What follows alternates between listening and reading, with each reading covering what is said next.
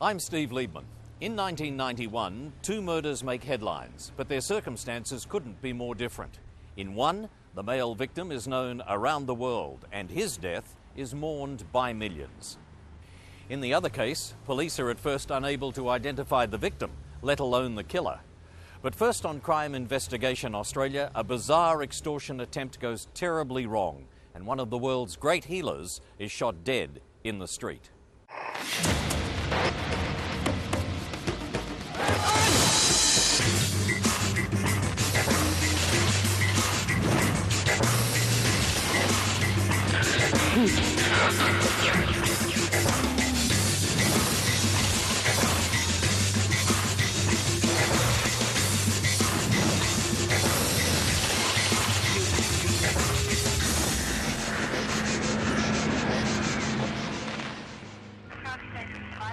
In the late 80s, Asian crime gangs are establishing a foothold in Australia's major cities.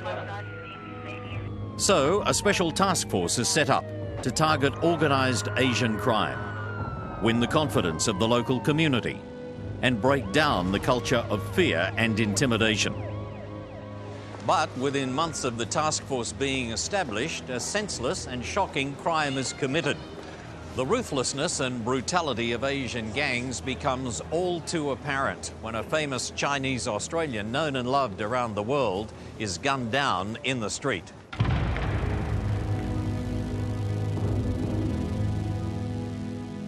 The year is 1991. The notorious Asian-based criminal networks known as the Triads are spreading terror throughout Asian Australian communities. The Triad thugs show no mercy. Their stock in trade is extortion, robbery, torture and murder. Police, unfamiliar with the secretive nature of some Asian cultures, are making little headway. Detective Inspector Jim Council from the New South Wales Police Force is assigned to target Asian crime gangs.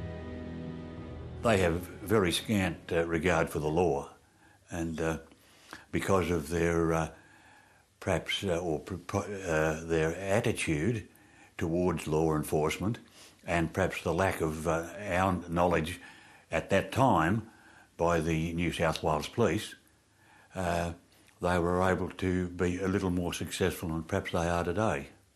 On the 8th of March of that year, we formed Task Force Oak.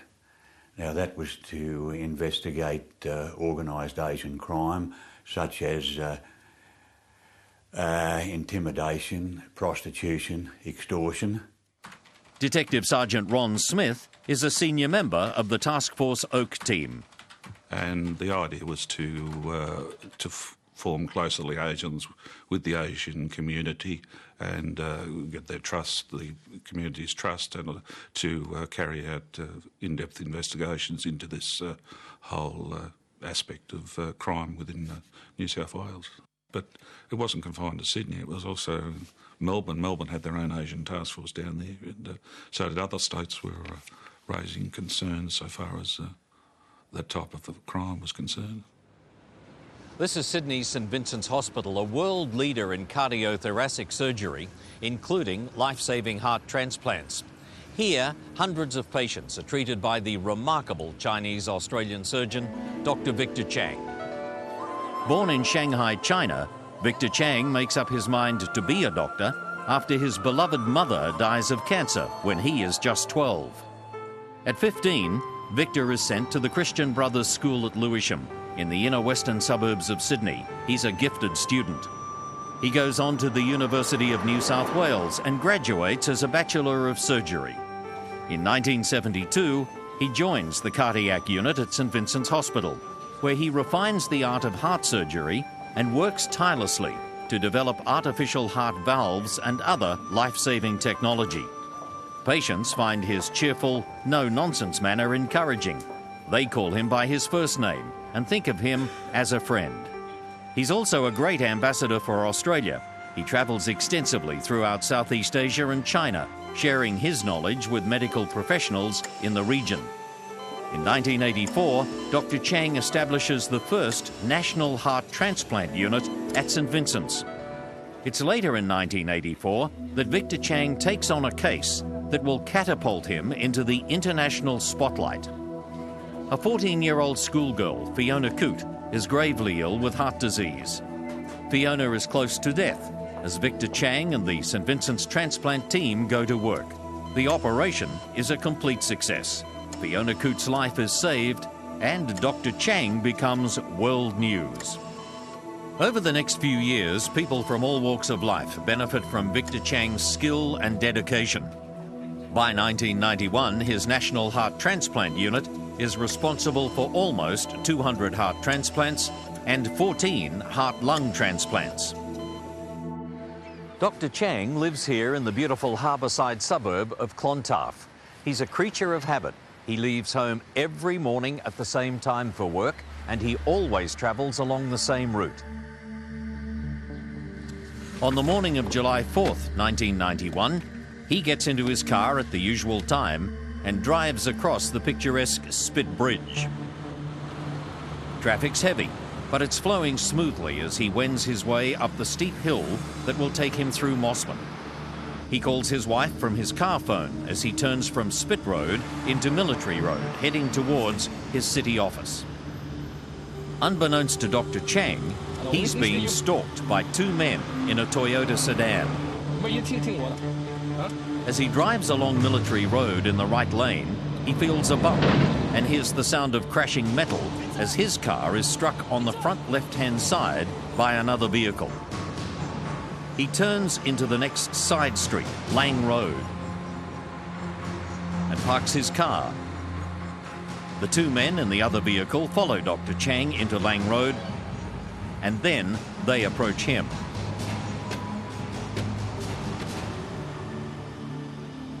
A long argument ensues.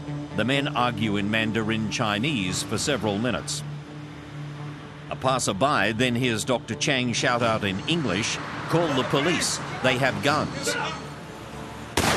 A shot rings out, and Dr Chang falls to the ground. Then another.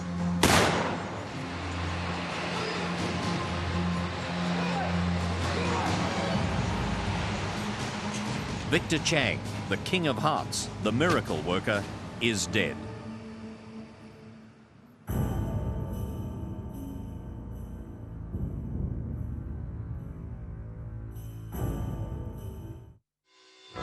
Australia is horrified by the murder of Dr Victor Chang. Grief is mixed with disbelief and outrage that such a great man could be so cruelly and senselessly cut down. Former New South Wales Premier Neville Wran is close to Victor Chang and is devastated by news of his murder. I'm more than devastated. I was absolutely thunderstruck. I could not believe that a genius of his quality could be struck down by a couple of gangsters in the streets of Sydney. It lived with me for more than months, for years afterwards. Detective Sergeant Dennis O'Toole, who's played a key role in solving the so-called granny murders just months earlier, is also called into the crime scene. I don't think I was prepared for the actual scene when I got there, and I suppose it's something that it shocked most people with Dr Chang. He was such a prominent, well-known person in the community. Even people that didn't know him personally, I think, were just outraged and shocked that something like this could happen to such a high-profile person. The assistance of the scientific was sought, of course, and they're always have priority as far as investigating the initial stages of a crime scene. And we began to collect evidence and interview witnesses. There were a number of witnesses. In fact, there was a gentleman walking to work past the scene at the time of the shooting, and he had been threatened by the offender with the firearm. When the murderer points his gun at him, the passerby puts his hands in the air and says, "It's got nothing to do with me," and then flees to safety. It's a miracle that he escapes with his life.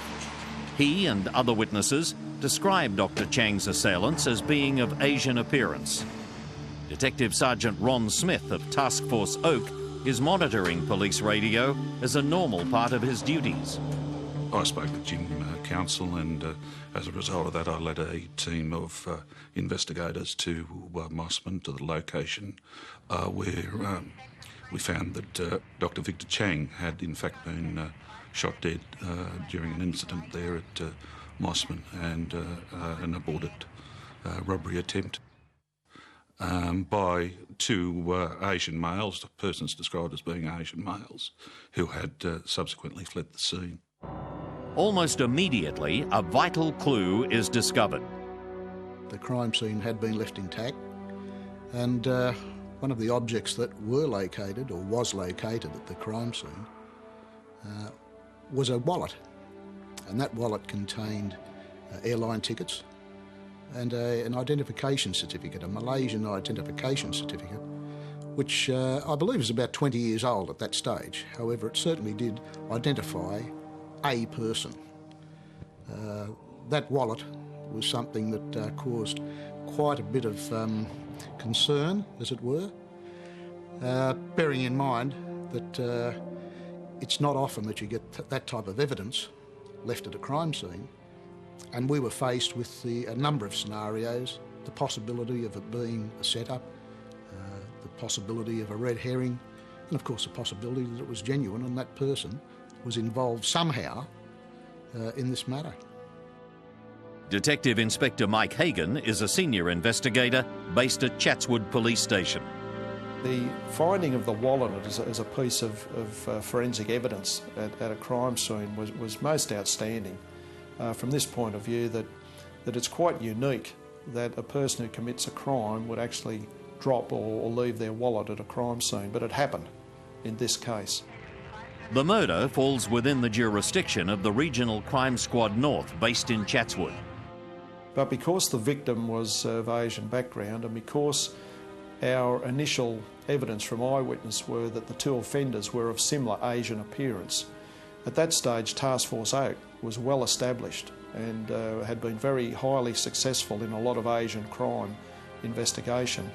A decision was made, and it was a very good decision was made, to combine Task Force Oak with the Region Crime Squad at Chatswood to make a combined force of investigators. And at the end of the day, that proved out to be worthwhile. Within hours, news of Dr Chang's murder is out, and the men of Task Force Oak are facing a media frenzy that's threatening to run out of control. Dennis O'Toole has by now been assigned to the task force.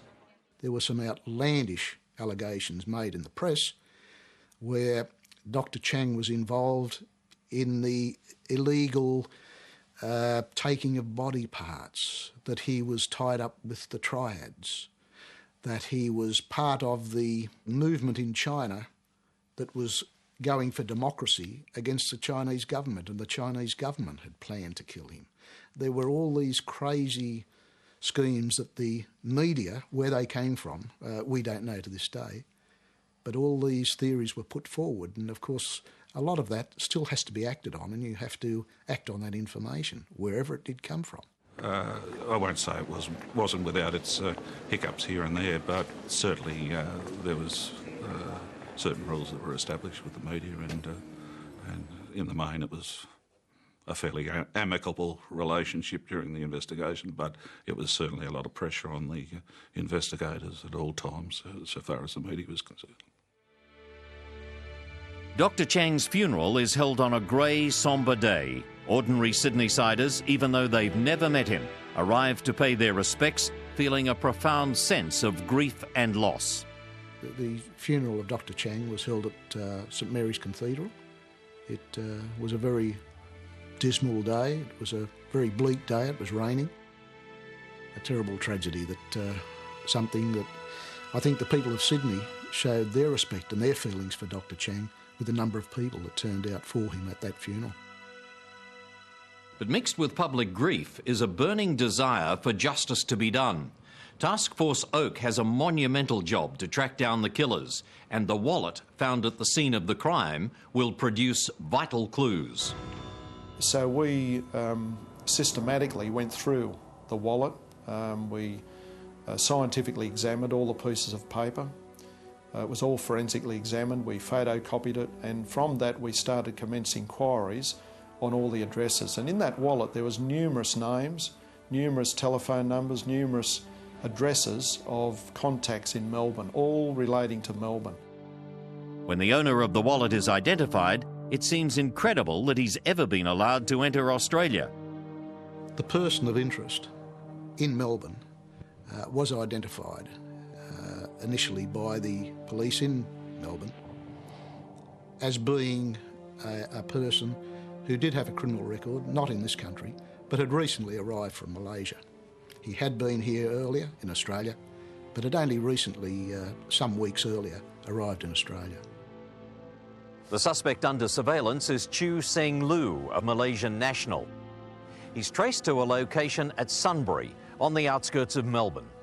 Once it was established that they had Lou under surveillance down there, I travelled with Paul Tuxford to Melbourne and was later joined by Detective Inspector Mike Hagan, and we linked up with the Melbourne team, the homicide squad down there. Our big fear, obviously, with Lou was that if we'd approached him too early, his answer or his defence might have been, "Oh, well, I lost my wallet in Sydney. Thanks very much for finding my wallet. Where did you find it? I lost it in Melbourne. Oh, you found it in Sydney." And that would have been his stock answer, we believe, which would have left us fishing. And so we were very, very careful not to approach him until we had sufficient evidence to interview him and subsequently charge him. Lou is seen by the police surveillance team in meetings with a number of people, but one particular meeting is of special interest to investigators. It's a meeting between Lou and an as-yet unidentified man. Well, there was a meeting in particular where they met in Melbourne. From recollection, it was on a bus seat or a railway station, and the surveillance team said that they were in very deep and conversation, and in fact Lou had displayed some sort of alarm in his expressions and during the conversations. It was obviously not just a meeting about having a cup of coffee or a cup of tea or a beer. It was apparent that it was a fairly serious sort of conversation. So. With Dennis O'Toole's team assigned the task of identifying the second suspect, Ron Smith and Mike Hagan prepare to move in on Chew Seng Loo. On the 13th of July, Lou was seen to be dropped in a vehicle at a travel agency in Melbourne, and then subsequently joined a bus, an airport bus, which the surveillance teams had under surveillance, and which, of course, this time sent alarm bells ringing. Although we had the airports covered, and that was still concerned that he may somehow slip the net. So we followed him. It was quite an interesting morning. We 2 or 3 police cars with detectives on board. We headed out, and it was peak hour traffic on a Saturday morning in the middle of Melbourne, so there was traffic everywhere. I'll never forget that morning, because one of the easiest routes for us to follow was to follow the tram tracks up the middle of Melbourne, which we did, missing a few trams here and there on the way. But we finally followed the airport bus out to Tullamarine Airport. And just as Lou arrived in the bus at Tullamarine, so did we arrive. And we alighted from the police cars. We surrounded the airport bus. There was other passengers on board, so we had to be very, very careful and professional that we didn't end up into some type of siege situation where we had a suspect for murder trying to arrest someone in a public place. It's always a problem when you're doing that. This was about 1 o'clock on a Saturday at Tullamarine Airport, so there were people everywhere. And so we had to be very careful. And so it was all done quietly and professionally, but we surrounded the bus and we allowed for the passengers to get out, and we watched all the passengers get out the front door. The driver got out and allowed people to get their bags out of the bus, and then we saw Lou. He was about midway in the passengers alighting from the bus, and he walked down to the back of the bus to pick up his bag, and that's where he was grabbed. And there was an absolute look of surprise on his face. The fact that it was so close for him, another 20 or 30 metres, and he would have been inside Tullamarine Airport, and he may have been past the state line, gone into the federal area and been on board a plane. Lou is interviewed at the investigation complex in St Kilda. Lou made no admissions to the offence, which was something we always thought may occur. He stated that he'd lost his wallet shortly after his arrival in Australia back in January of that year. We took him through each item that was contained in the wallet, and he agreed that these items were his, and included in the wallet was a lottery ticket or a lotto ticket which had been purchased in Melbourne in June of that year. He had originally said that he'd lost his wallet back in February that year. Now, when shown the lotto ticket, he agreed that it was his lotto ticket and they were his numbers on the lotto ticket. So he didn't pick up at that stage what he'd actually said, but it became a significant part of our brief so far as blowing out his story of the wallet having been stolen, so we knew we were on the right track. Chu Seng Lu is charged with Dr Victor Chang's murder, but the second suspect, yet to be identified by name, will be harder to track down.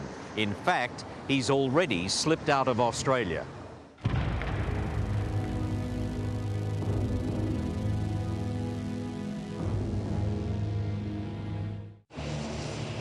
Malaysian criminal Chu Seng Lu has been arrested for the murder of Dr Victor Chang. Now he has to be discreetly and safely returned to Sydney to face charges. But public and media interest is so intense that the trip has to be carefully planned. On the Thursday morning at about 3 a.m. in the morning, our team went to the City Watch House and we took possession of Lou. He was placed in our cars and we drove him from Melbourne back to Sydney. It took about 10 to 12 hours, but it was a very secure, it was a safe trip, and as far as I'm aware, to this day the media were not aware of us leaving Melbourne at that particular time. And I remember that about halfway, I can't remember exactly where, but about halfway up between Melbourne and Albury, we had to stop for a comfort break.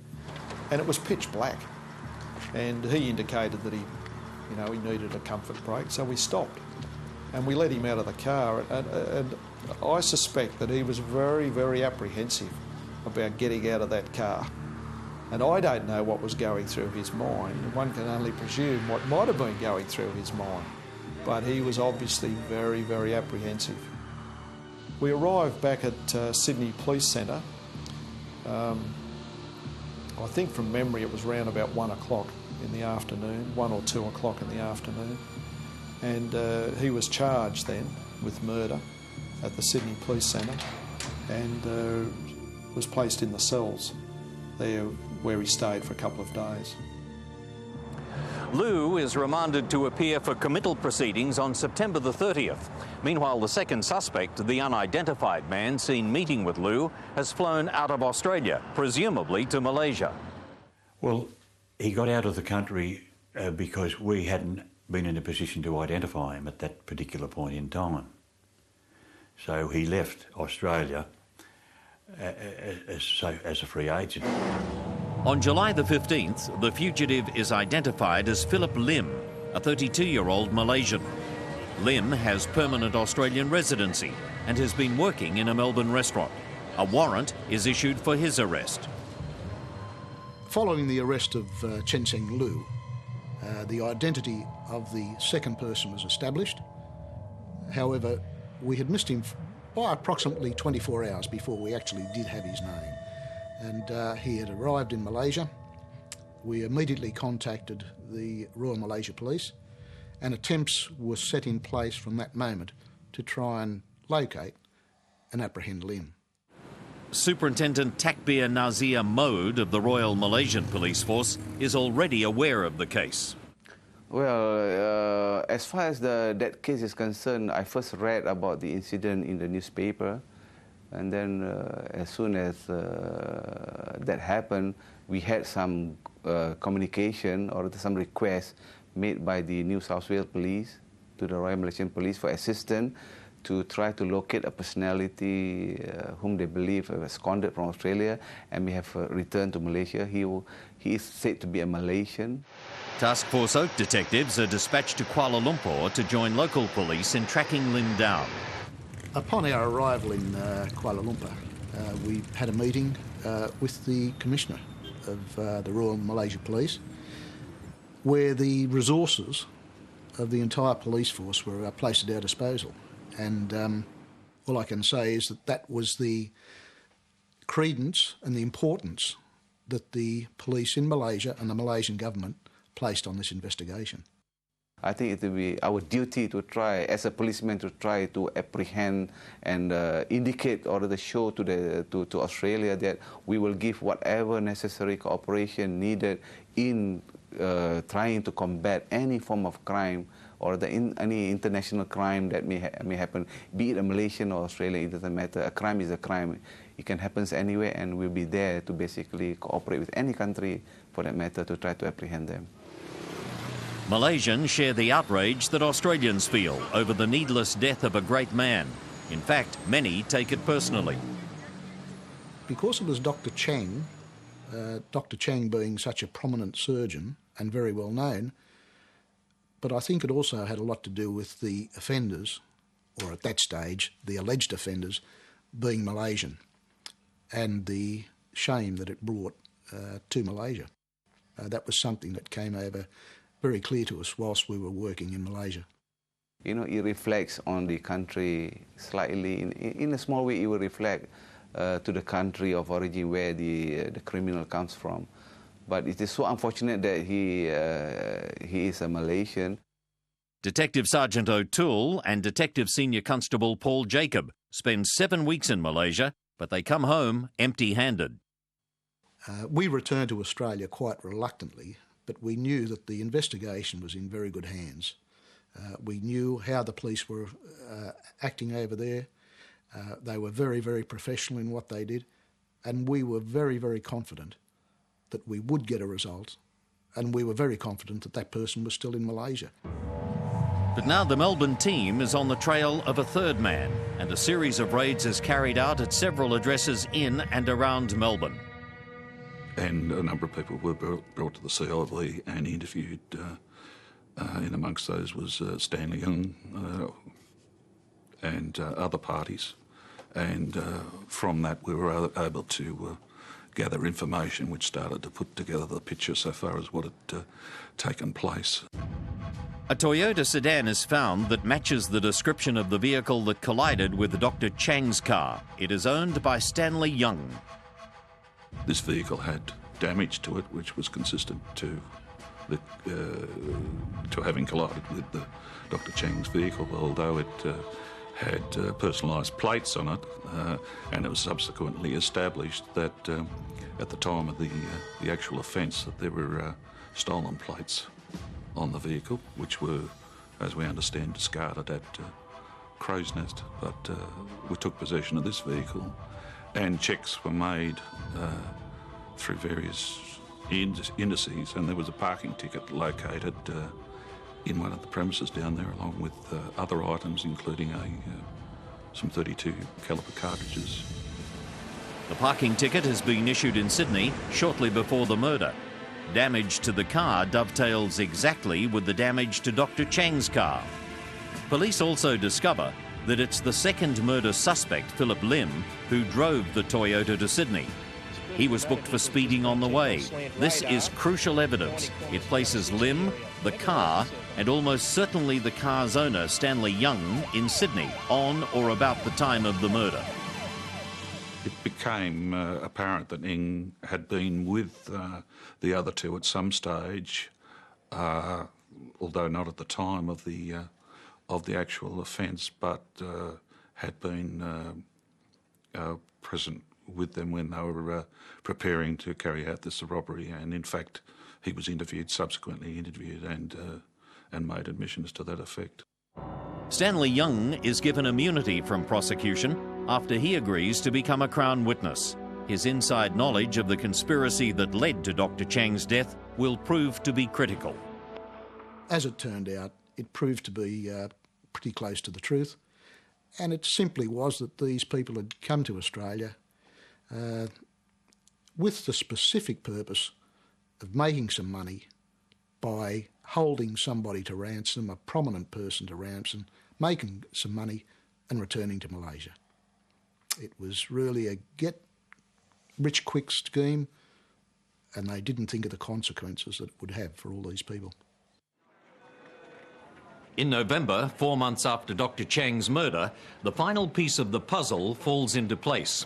Philip Lim, the man suspected of murdering Dr Chang, along with Chew Seng Loo, is finally tracked down and arrested in Malaysia. The arrest was made by the Malaysian police after lengthy and protracted surveillance operations.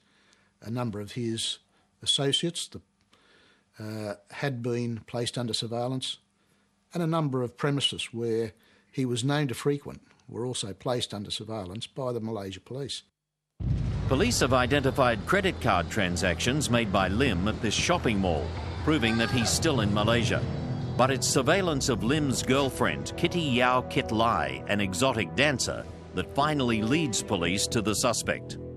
You know, we were basically going all out for her because it was a bit impossible to locate the suspect without going through her, because we have tried raiding several places here, and he was nowhere to be seen.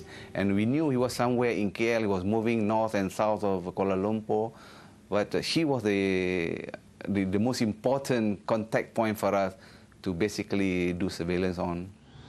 Upon learning that Lim is travelling to Kuala Lumpur by bus and Kitty's to meet him there, police rush to the bus terminal. We have about 5 takeout teams there. We had the whole area covered. There was no way for him to get out of the area. We have got a surveillance team all there, and then the assault team is already there in case of any form of, in case he comes up with any weapon. We are not sure at that point of time. But basically, we surprised him, and there was no way that he could have escaped. Superintendent Takbeer calls Dennis O'Toole in Sydney to tell him that Lim has been apprehended.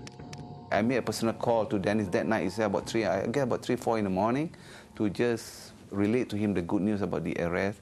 And it was, in fact, Evelyn, the wife, answered the phone. I was surprised that she was quite relaxed at that point of time, at that hour, to be to receive the call. And then he was quite elated about the arrest. And then we were hoping that they could come, and they came quite fast over to Kuala Lumpur.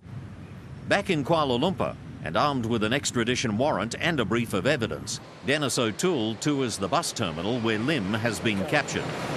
Yes, this was the culmination of a 7-week police operation when Lim's girlfriend, who had been under surveillance by the police surveillance units, came to the telephone, reached the telephone here, and as she reached for the phone, the 5 police surveillance units pounced and arrested both Lim and his girlfriend at this location. For Philip Lim, being arrested in Kuala Lumpur means being locked up in a hellish place, hundreds of years old and in an advanced state of decay. It's the same place that Australians Barlow and Chambers were hanged after being found guilty of drug smuggling in 1986. This is the well-known Pudu prison in Malaysia. It's where Philip Lim was brought shortly after his arrest, and it's where he was held and interviewed and where he made his admissions into the murder of Dr Victor Chang. It's been a massive joint effort by the men of Task Force Oak and the Royal Malaysian Police. Now that Lim's in custody, there's relief all around. The operation conducted throughout Malaysia by the Royal Malaysia Police was a very large-scale operation, an enormous operation. A lot of effort, a lot of resources went into it. And at the end of the day, it was just an enormous relief for everybody concerned that it had been successful and the person responsible had been apprehended. Philip Lim is brought back to Australia to stand trial along with Chew Seng Loo for the murder of Dr Victor Chang. But before the trials begin, the gunman, Lou, will spring another surprise.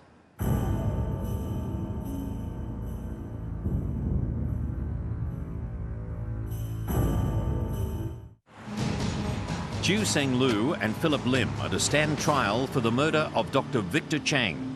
Police apply to have them tried jointly. Dennis O'Toole prepares the police case against Lim, while Ron Smith prepares the case against Liu. But Liu springs a surprise. After initially indicating he will plead not guilty, he changes his mind. But as for actually admitting that he was the man who shot Dr Chang, he's less forthcoming. And even then, he never made a formal interview saying, yes, I actually shoot him. It was from his plea of guilty and the evidence that we had at hand, the evidence of Lim and the descriptions of the parties seen at the scene, sort of thing, that we're fairly convinced that he was the offender. Philip Lim stands trial. Mark Tedeschi QC is the Crown Prosecutor. As he outlines his case, an extraordinary, tragic and at times bizarre story unfolds of an amateurish extortion scheme that has spiralled out of control. Liu, Lim and Stanley Yung have driven from Melbourne to carry out a sinister and improbable plan to kidnap Victor Chang and hold him to ransom. Liu and Lim have connections with triad gangs in Malaysia and have run up large gambling debts. They were hoping to pay off those debts with money extorted from Dr Chang. The three men holed up in the inner suburb of Surrey Hills for 9 days before moving to Campsie, 12 kilometres further west. They then moved to nearby Summer Hill. All the while, they were closely observing Dr Chang's movements and planning their crime. Amazingly, the conspirators made no less than 3 attempts to carry out their bizarre plot. On June the 26th, 8 days before the murder, they went to Dr Chang's home, planning to kidnap him and his family. But they saw another car in the driveway, and assuming he had visitors, they fled the scene. The following day, they tried again. Some days prior to the murder of Dr Chang, the 2 offenders that were responsible for his death and a third person had gone to Dr Chang's house. They'd set off the house and they'd actually followed him from his house as he travelled into St Vincent's Hospital. However, they didn't carry out the kidnap attempt, as that's exactly what it was at that time, as the driver of the vehicle became very nervous and there was a second person in the vehicle. So the driver himself decided to pull out of that attempt, and as a result of his actions, he was left out of the enterprise, as it were, and the other 2 decided they would continue without him. After a heated argument, Stanley Yung flew back to Melbourne, but Liu and Lim decided to go ahead with their scheme, unable to grasp the fact that their chances of success were virtually 0. When the people responsible for this outrage, as it were interviewed, we were quite amazed to think that they were actually confident that they could carry out such an operation. And the operation basically was that they intended to stop Dr Chang on his way to work by creating a road accident, getting him off the road, giving themselves the opportunity to talk to him, putting to him that they were going to kidnap him, that they wanted the sum of $10 million. That was the figure that was agreed upon by these people. And if he didn't agree to do that, that they would go back to the house where they would proceed to hang his children one by one. So the whole scheme itself, you could never in a million years say that it was very professional. It was quite an amateurish, botched job, which ended in a terrible tragedy. And so, with an air of grim inevitability, the third and ultimately fatal attempt to kidnap Dr Chang begins on the morning of July the 4th. The staged accident, the threats and the demands for money, and the terrible irony that Dr Chang is on a life-saving mission at the time. So there was actually someone waiting at St Vincent's Hospital for Dr Chang where an operation would be performed. And he never got there. Because two fellows decided to extort money from him and then kill him. And he never got there. And we think that what's happened at the crime scene is that Dr Chang has resisted their attempts at this extortion to get money out of him. And there was some indication that they wanted to take him to his home. And he knew that his wife and his daughters were at home on that particular morning. And there's no way in the world that Dr Chang was going to allow these two offenders to go to his home. Dr Chang knew that his wife and children may be in jeopardy if the criminals were to get into his home. He courageously stood his ground. And he's fought them. To some extent, he stood his ground. And the fact that he stood his ground was that these two killers obviously became perturbed that they weren't getting their way. They weren't achieving what they wanted, which was extortion. They wanted money. It was murder for money. And so they simply, one of the offenders, which was Lou, subsequently pulled out a .32 pistol, placed it at Dr Chang's head on his cheek and pulled the trigger and shot him in the head. He fell to the ground, and then eyewitnesses tell us that Lou then bent over Dr Chang's body, placed the pistol beside his head and pulled the trigger a second time. And he was shot twice, and he died instantly. An absolute tragedy. The first shot that was fired by Cheng Sing Lou struck Dr Chang in the cheek, and the bullet travelled under the skin and exited just behind the right ear. Did not fracture the skull, didn't damage his skull in any way, and basically it caused him to be knocked out. There was no other evidence that would suggest that he would have had any ill effects whatsoever from that shot. Unfortunately, he fell to the roadway, and whilst lying on the roadway, Lou fired a second shot into Dr Chang, and that was the fatal shot. The first shot, no damage. He would have literally come to and got up and walked away, and that was the evidence from the government pathologist. Philip Lim is found guilty of the murder of Dr Victor Chang and is sentenced to 22 years in prison. Chiu Seng Lu has already pleaded guilty and avoided trial. His sentence is 24 years. The brutal, senseless murder of Dr Victor Chang is a tragedy beyond comprehension, but his memory lives on in the best possible way. On November the 23rd, 1993, the Victor Chang Cardiac Research Institute is opened after more than $8 million is donated by the federal government, prominent business people, and the general public. Long after the tragic events that ended his life fade from memory, the name of Dr. Victor Chang will live on. This quiet, charming man, the King of Hearts, is owed a huge debt, and his memory will not easily be forgotten. For the men of Task Force Oak, it's been an outstanding investigation with justice duly done. But they're also left with a clear sense of what a tragedy it's been to lose a man like Victor Chang. This tragedy happened. We can't get around that.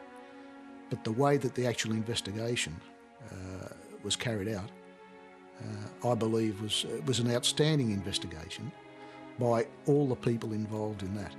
And I have nothing but the utmost respect for, firstly, the Victorian Police and the Royal Malaysian Police in the way that they placed their resources at our disposal, the very professional manner in which they carried out all their duties. I mean, the community for months and months were all asking the question, why? Why murder Dr Chang? I mean, what a tremendous loss to the community. And I suppose the investigators went through this period, each of us, we couldn't come to grips with the why. I mean, in terms of the factual legality of the why, we had established that the motive was greed and it was extortion and it was a premeditated and he was actually killed. But when we look back on it now, and I suppose even today, looking back on it, we are still absolutely amazed that this type of occurrence could have occurred. Even today, in today's situation, when you look back on it now, it's still hard to come to grips with why was Dr Chang murdered. Dr Victor Chang will always be remembered as a man who cherished life. In one of his rare public interviews, Dr Chang gave an insight into the reasons why he dedicated his life to the saving of others. And in doing so, perhaps tragically, he reflected on his own vulnerability. Life is not permanent for them, nor is it permanent for you and I.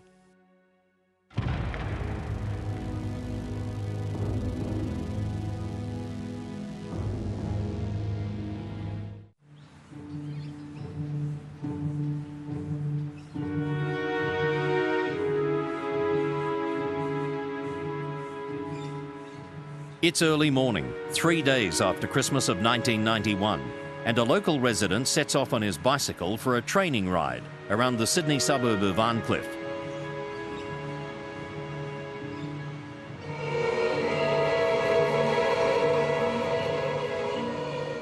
As he pedals through the empty streets of a light industrial area, the cyclist notices a large bundle wrapped in plastic bags dumped in overgrown grass by the side of the road. A closer inspection reveals a foul odour and a gruesome sight.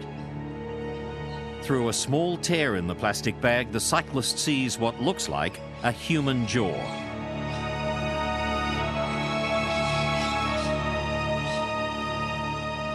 At first glance, it looks like an open and shut murder case. A beautiful young woman is found battered to death, her body dumped like a piece of rubbish beside a Sydney roadway. There are a number of fingerprints that the killer has kindly left behind, and it seems all the police need to do is simply identify the prints and the victim. That should be easy enough, or so they think.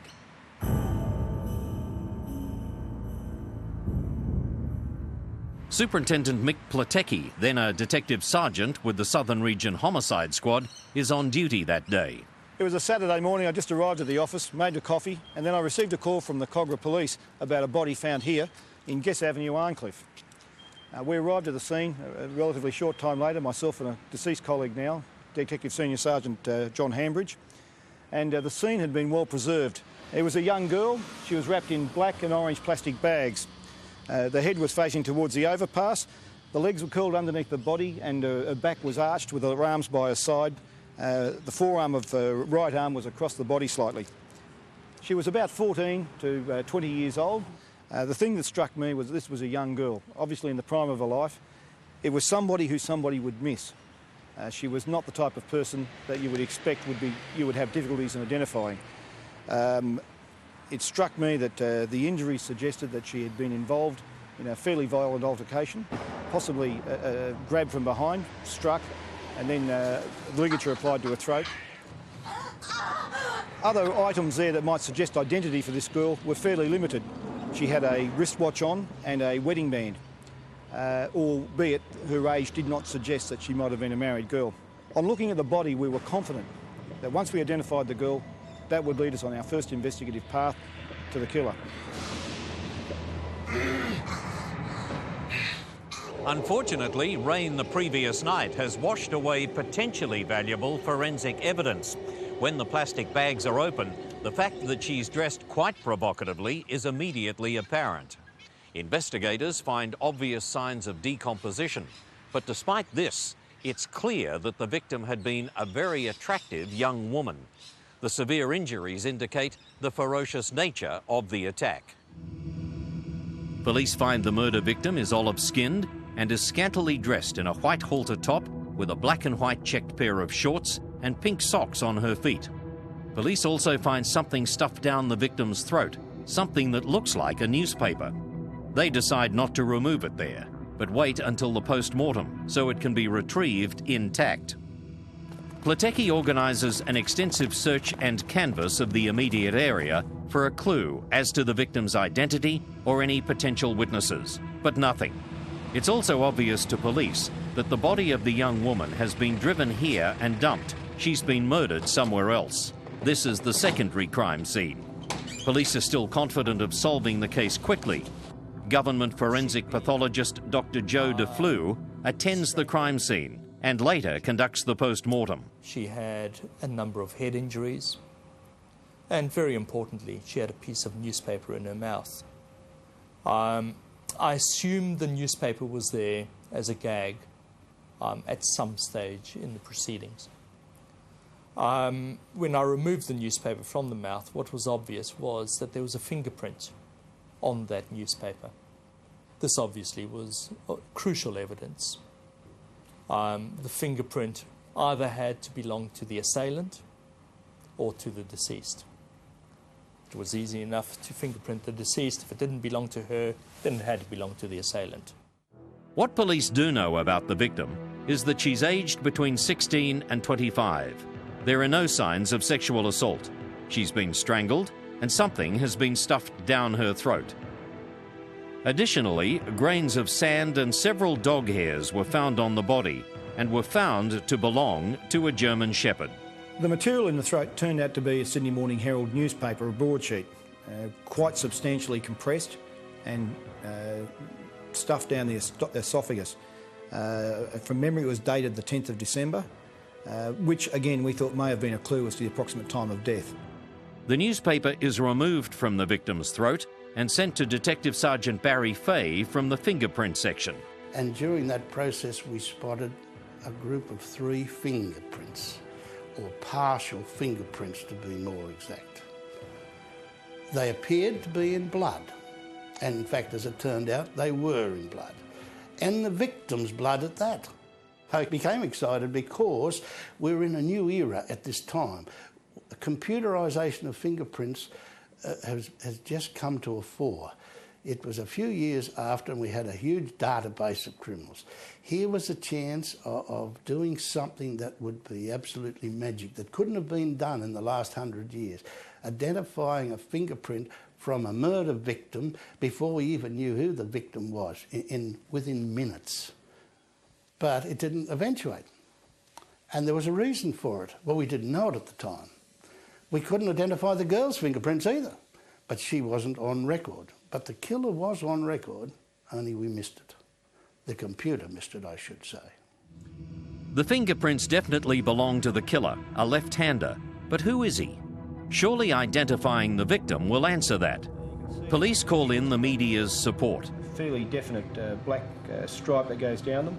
They dress up a dummy in the victim's clothes and display it in the area, appealing to anyone recognising the young woman to come forward. We were surprised after after 24 hours when we didn't have an identification. We were still at this point working through canvassing and working through searches of the area for handbags or other items that might have been disposed of by the person who dumped the body, but we weren't having any success.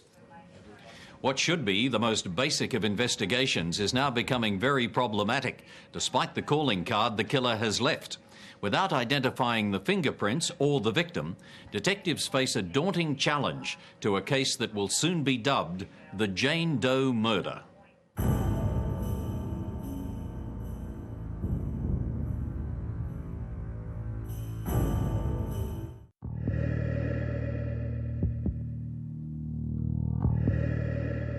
Homicide detectives are baffled by the discovery of the battered body of a young woman found wrapped in plastic bags and dumped on the side of a Sydney street.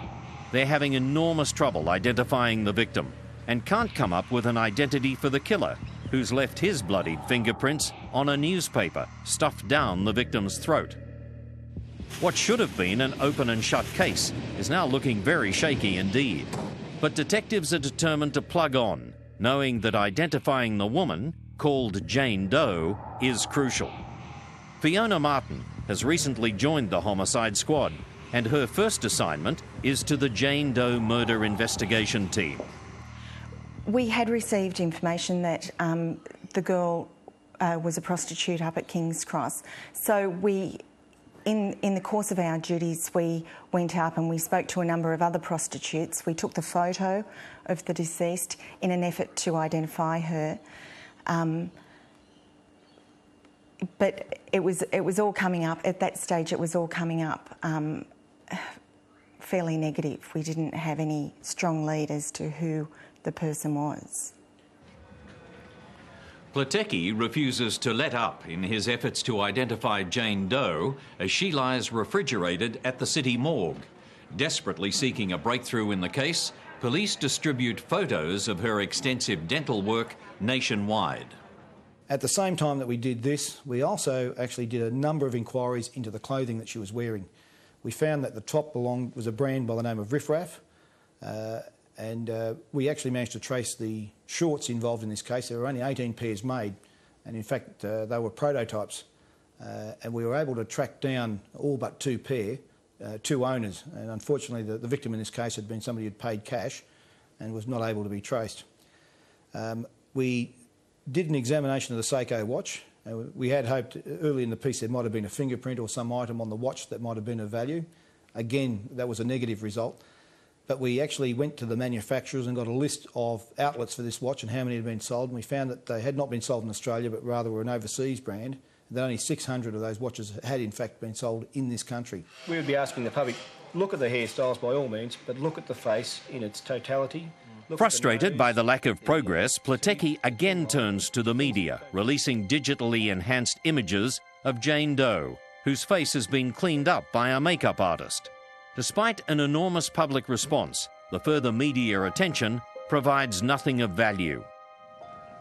It's now almost 4 months since Jane Doe was murdered, and Platecki is under pressure to scale down the investigation. He decides to give the media one last crack and provides an enhanced computer image of Jane Doe to a national women's magazine. We actually did a piece where I suppose the news item was me. It was talking about the frustration of how we were trying to track this girl's identity so we could get the killer. We released a whole series of photos, including stuff we hadn't done previously. We had artist sketches of the deceased as she may have been in life.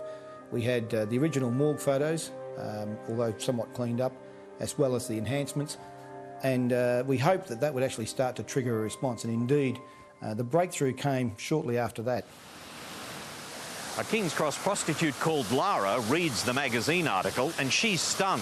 The photo looks very much like a friend of hers who she hasn't seen for several months. Lara doesn't trust the police, but eventually she agrees to meet with a reporter. Little does she know that she's actually meeting Fiona Martin from the New South Wales Police Service. We met her at Newtown. She said that the victim, or who she believed was the victim, was a prostitute working at King's Cross as a dancer and also as a prostitute.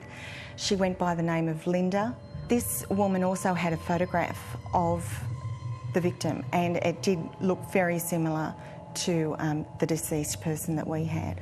So it was very positive information, and it was very good information. Lara finally agrees to talk to police about her suspicions and convinces them that Jane Doe is in fact her friend and colleague Vivian Ruiz. Lara describes a birthmark on the back of Ruiz's hand, as well as the jewellery and the watch she was wearing. The reason that she had not realised earlier that Ruiz was the victim was twofold. Firstly, the newspaper stories had come out in isolation, and the photos individually had not looked like her friend. And when she'd seen the compilation of photographs in the women's magazine, she suddenly realised that there was a resemblance. And the second thing was that the story in the women's magazine had clicked on the grounds that we'd mentioned the fact that the hair of the victim had been dyed. We weren't sure of the original hair colour, so that made us start to think twice about her colleague. I think the recognition on the fact that when we had these photographs taken, we had this variety of photographs. We had eyes open, mouths open, we showed her teeth in some, and she was able to actually just piece together this picture of a friend in her head and marry it into the photographs we'd presented. Vivian's friends are not concerned that they haven't seen her for some time. After all, she and her boyfriend, Richard White, are planning a trip to Europe together. The mystery deepens when White tells them their relationship's over and Vivian has left for Europe alone. Police are now certain the body in the bag is 22-year-old Vivian Linda Ruiz. They suspect Richard White might have killed her. His explanation surrounding her disappearance just doesn't add up. The people that we spoke with who knew Vivian spoke about Richard White being her boyfriend at the time, and Richard White, these friends had seen Richard being quite violent towards her. Where were you last night? Why do you care? Huh? She apparently had a bit of a smart mouth, and he would be violent towards her, he'd hit her.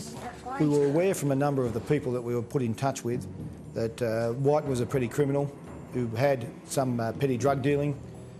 He was known to be taking steroids and amphetamine, and he had a violent and abusive nature.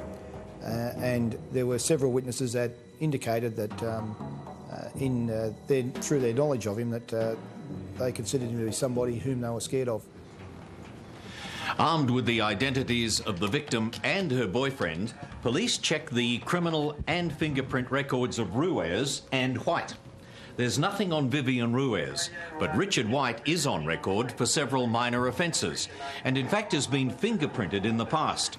Detectives discover that Ruiz's parents are divorced and are both living in different European countries. Police locate Vivian Ruiz's uncle living on the Gold Coast.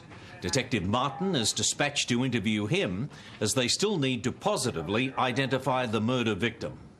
Whilst we were in Queensland, we also made inquiries with a number of dentists because the deceased had extensive dental work. And so we made inquiries with these dentists, and we were able to locate a dentist who had in fact treated Vivian Ruiz, and he had dental x-rays on his file, which he gave to us. Now, those dental x-rays were very important in the identification of the deceased. Now that they have a positive identification of Vivian Ruiz, police are certain the fingerprints on the newspapers will belong to Richard White. But elation soon turns to despair when fingerprint experts inform them the prints don't match. We were sure that it was Richard White because of his previous violent behaviour towards her, also because he'd taken off overseas shortly after the murder, and so we suspected him. He was a good suspect. So everyone was extremely disappointed, and we almost couldn't believe that it was not the same fellow. Senior Sergeant Barry Fay wasn't convinced either and re-examines the fingerprint comparisons. It's then he realises what's gone wrong. There is the point of identity. The prints on the newspaper are in fact a mirror image of White's, a rarity known as tonal reverse. In this case, the killer, we theorised, had hit the victim on the right side because he was left-handed, and then he tries to strangle her before he used the ligature with his own hands. But his hands are slipping and sliding in her blood. Then in a desperate attempt, he uses the ligature and ties it around her neck about 3 times.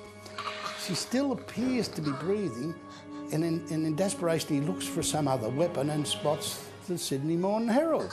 So he grabs that with his left hand, because that's his strongest hand, and as he does so he wipes the ridges, the tops of the ridges. Like the corrugations on an iron roof, he wipes the top of those ridges, but the valleys in between are still moist.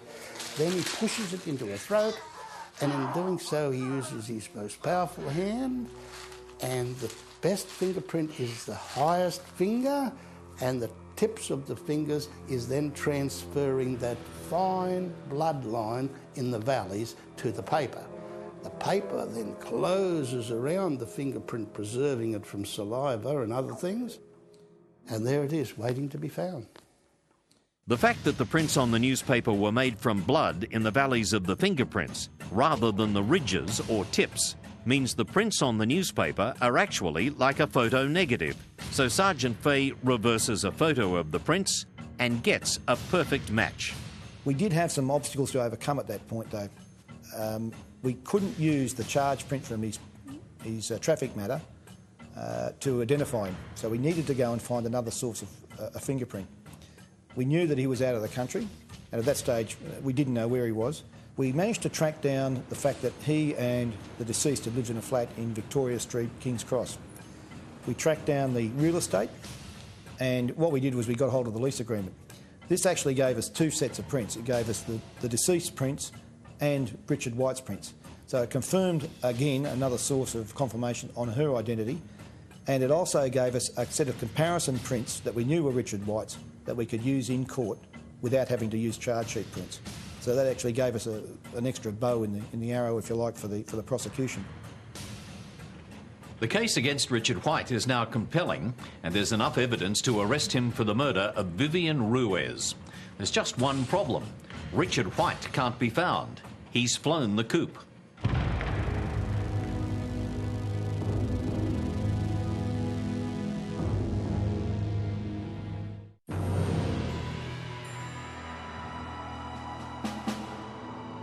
It's taken 4 months for homicide detectives to identify a pretty young woman found bashed to death, wrapped in plastic bags and dumped on a Sydney roadside as prostitute Vivian Ruiz.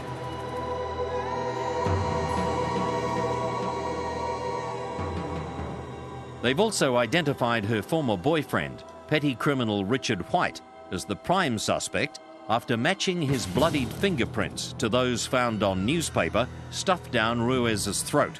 The only problem is they can't find their prime suspect. Police establish that White, using a British passport, has left Australia shortly after Ruiz's murder. And they track his movements down to the Philippines, where the trail fades.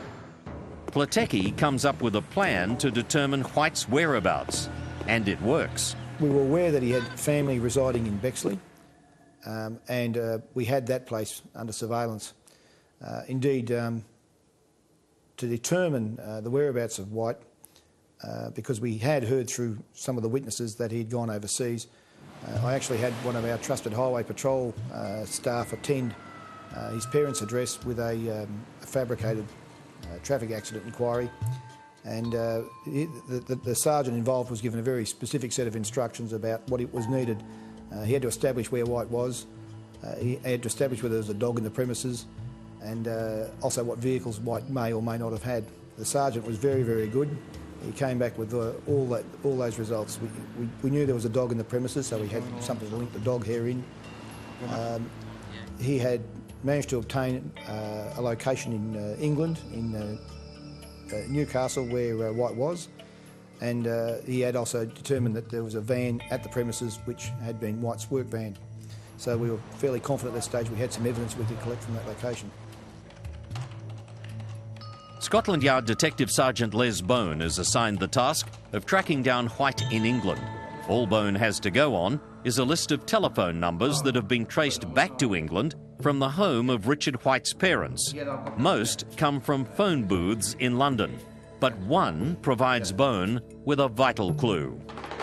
From a telephone number that was reverse call charge from Newcastle to the parents' address.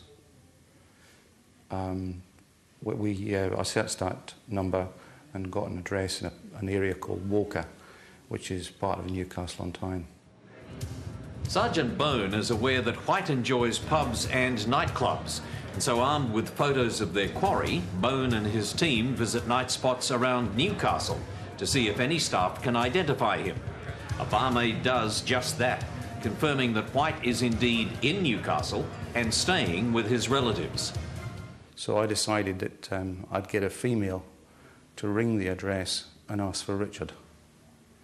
I got this husky-voiced female detective from Newcastle to ring up and ask for Richard, and lo and behold, he answered the phone. We were outside the address at the time. As soon as she said, he's there, we were in through the front door, and there he was in the living room with the telephone in his hand. Told him who I was. I told him he was being arrested on a warrant that had been granted by Bow Street's Magistrates Court at the request of the Government of Australia for the murder of Vivian Ruiz. Detective Sergeant Bone immediately calls his counterpart in Australia to tell him they have White in custody. Before White can alert his parents, Sergeant Platecki conducts a simultaneous raid on the family home in Sydney. He had a workshop down underneath the house, and what we found was that there's a void area further up under the house from the workshop. That had been covered in lime, but the sandy soil there suggested to us that this might have been the source of the sand on the body. We took some items from the house that we thought might have been connected to the crime scene. We found some nylon rope that we thought might have been connected. Probably the most important items were hair from the family dog, which in turn actually was matched that that we found on the body, and the big prize was actually his vehicle. He had a Toyota high-ace van that he used for his furniture polishing business. The van had a carpet square in the back of it, and the carpet square was stained. We took the whole square as the van. The transmission tunnel had what appeared to be a smear of blood on it, and again the whole van was taken for forensic examination, but those items, it transpired, we did what we call polymer chain testing, as it was in those days before DNA, on the blood smear, and we found that it matched with 1 chance in 16 Mr. Ruiz's blood, and we found that the carpet square, while it had a stain on it and we could say that it was some form of body fluid, we were unable to classify it any further because clearly at some point White had poured thinners and other chemicals onto that stain, obviously in an attempt to disguise it.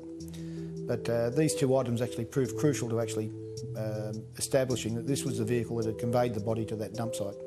Back in the United Kingdom, a handcuffed White is being flown from Manchester to London to be charged with murder. He becomes talkative on the flight. Then he said, "I don't want to go back to Australia." She told me Christmas Eve that she was a prostitute. I just thought she was a dancer. She was coming round to my parents' place for Christmas. I felt so stupid. We had a fight. A prostitute? So what? You're the junkie! It's not as bad as the saying. Sydney lawyer Lee Johnston flies to London to represent White and oppose extradition. White eventually changes his mind and agrees to return to Australia to face the charge of murder. We searched his luggage as a matter of aircraft security, and in that luggage we found some notes which were fairly incriminating.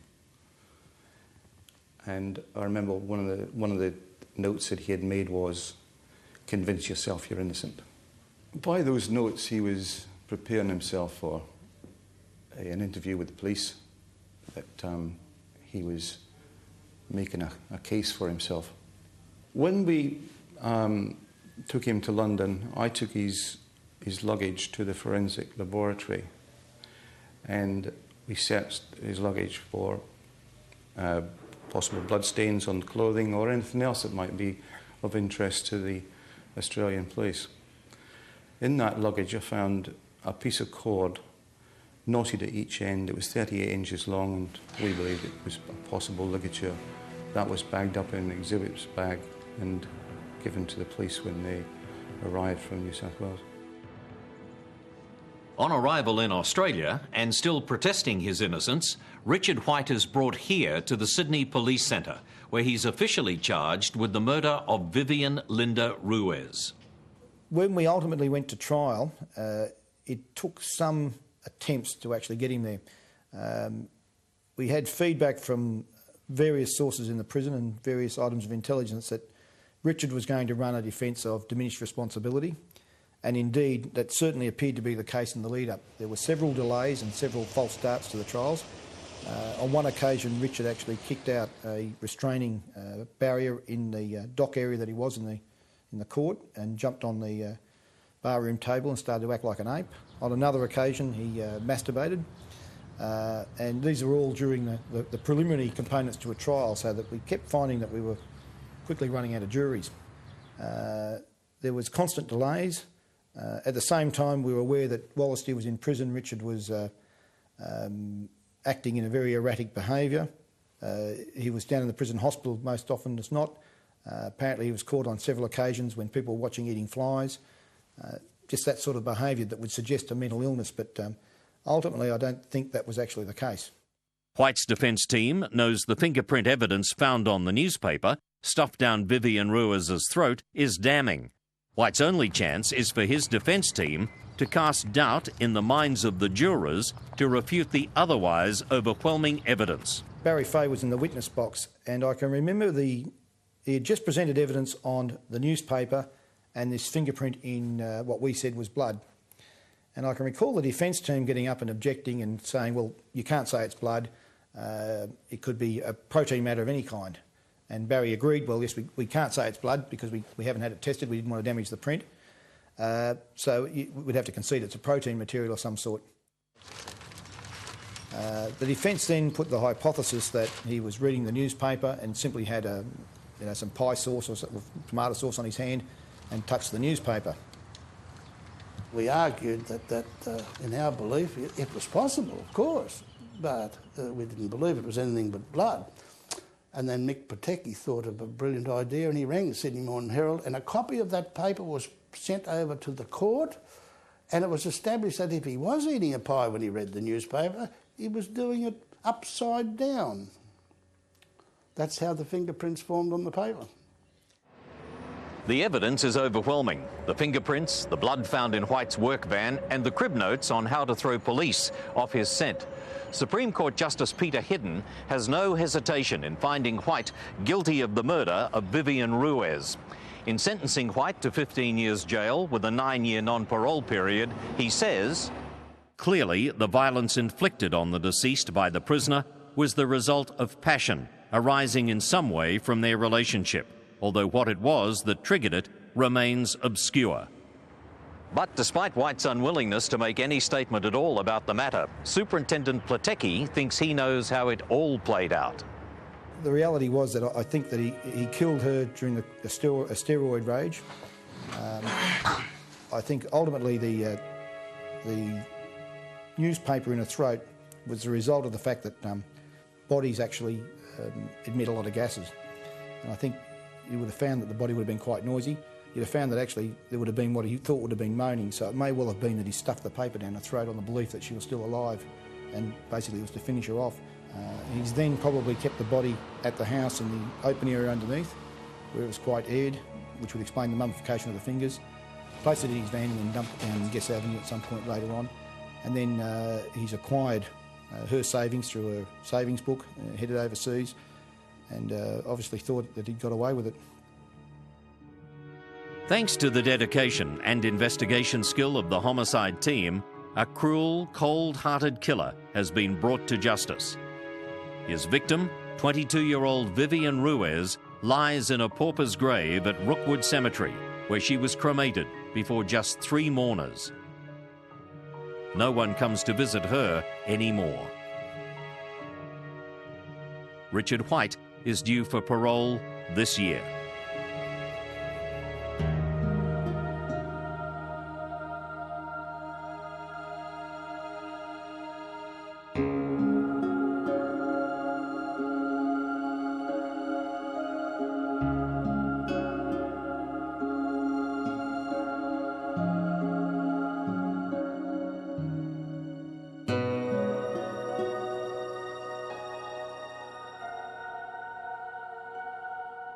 you.